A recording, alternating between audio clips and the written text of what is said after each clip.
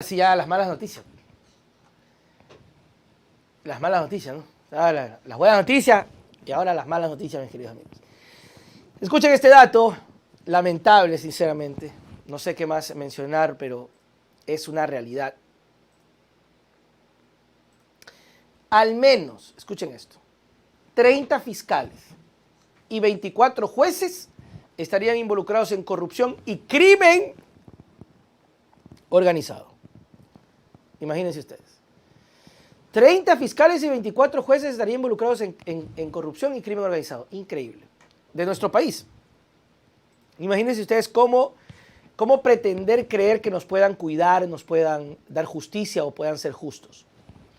El embajador de Estados Unidos, Michael Fitzpatrick, reveló nuevamente la conexión de funcionarios del Estado ecuatoriano con el crimen organizado, en la función judicial específicamente, al mencionar que al menos 30 fiscales y 24 jueces estarían involucrados en casos de corrupción.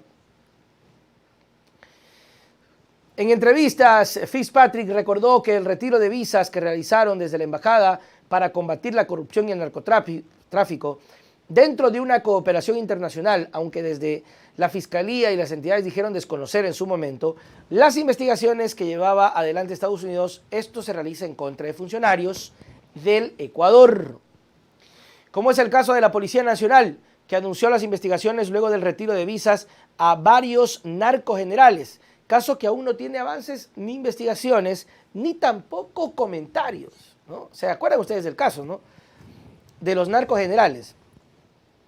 Para eso no tienen inteligencia, para eso no hacen cálculos.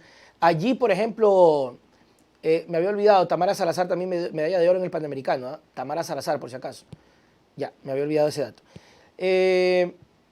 Ahí, por ejemplo, no vemos reacción de los asambleístas, ahí no vemos a la señora Ana Belén Cordero reaccionar, preocuparse, ¿sí se dan cuenta, no? O sea, se preocupan por otras cosas donde la gente realmente reclama con justa razón, pero se olvidan de estas situaciones, como el tema de los narcogenerales, por ejemplo. El embajador de Estados Unidos en Ecuador dijo que el Consejo de la Judicatura conoce que al menos 30 fiscales y 24 jueces investigados a nivel disciplinario por supuestos delitos de corrupción están vinculados con el crimen organizado. Se consultó al máximo organismo de la función judicial sobre esta respuesta ante la revelación que se dio, pero hasta la fecha dan un resultado o al menos hablan. En enero de este año, la Embajada de Estados Unidos anunció el retiro de visas a jueces y otros funcionarios. En su momento, la Judicatura dispuso que todos los directores nacionales y provinciales de las instituciones presenten de manera inmediata el estado de sus visas. Esto como una acción que, según ellos, transparenta su accionar. A los pocos días, la Asociación Ecuatoriana de Magistrados y Jueces presentó una acción de protección con medidas cautelares contra el Consejo de la Judicatura luego del pedido de la información que hiciera esta entidad a los jueces respecto al retiro de visas para Estados Unidos. El representante, Paul Ocaña, rechazó que la institución pretenda posicionar que tener una visa en Estados Unidos es un requisito para ser juez o sinónimo de transparencia. En la entrevista, Fitzpatrick confirmó que más de 300 visas fueron retiradas a ecuatorianos vinculados a casos de corrupción.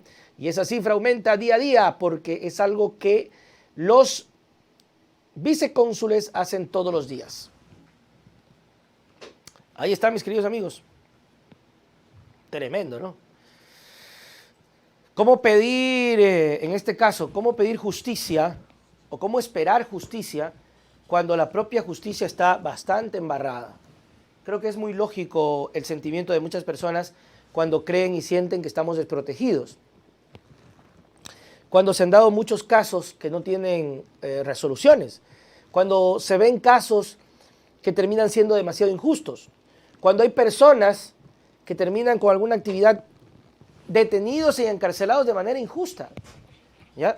Saludos para Manuel Aguilar, bendiciones Nelson, gracias mi querido amigo, gracias por ese respaldo.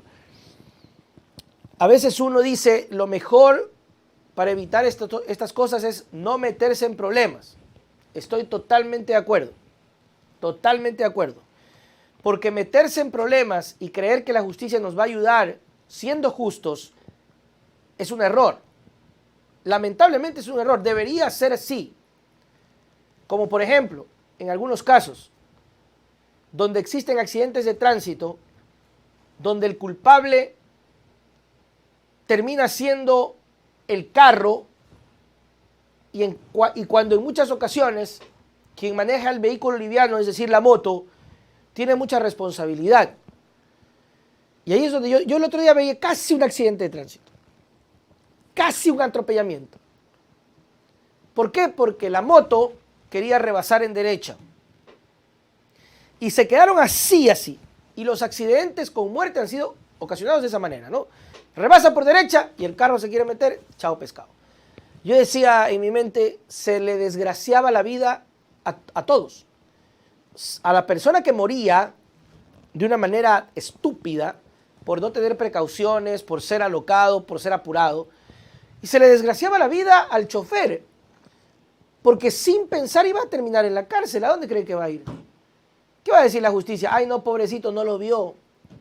Ay, no, pobrecito, se cruzó. No, lo mató. Yo decía, chútiga, ¿cuánta gente sale en sus vehículos a trabajar, a tener una vida normal y termina envuelto en accidentes que a veces no se buscan y que a veces por la imprudencia de otros ocurre? Quítese usted de la cabeza, si usted me está escuchando, porque yo siempre escucho esto de la gente. No es que yo ando despacio, dice. Es que yo ando despacito, dice. Oiga, los accidentes pasan, usted detenido, o sea, parado, ni siquiera andando, porque a veces no sabe si el carro que viene está loco, si viene desesperado, se cruza la roja. Y sí, eres totalmente responsable. Te cuidas, pero a veces tú no sabes cómo viene el otro. Y a veces la desgracia ocurre ahí, sentadito, esperando la roja. Ahí. Así pasa.